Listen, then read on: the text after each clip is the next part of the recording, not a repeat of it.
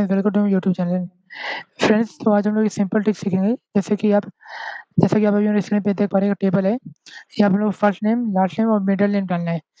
तो सबसे पहले हम लोग यहाँ पे सुखदेव लिखेंगे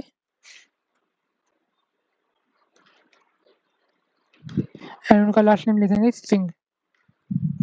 एंड सुखदेव के नाम से एक ईमेल आईडी हम लोग यहाँ पे लिख देंगे।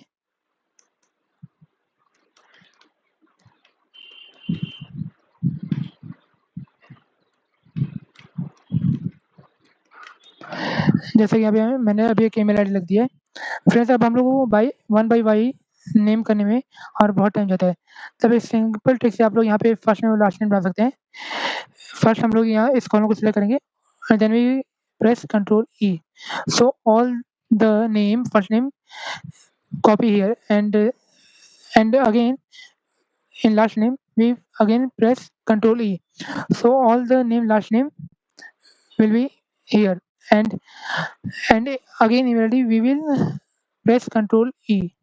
So all the email ID will be copy here. If you like this video, thank you for watching this video and please subscribe our channel.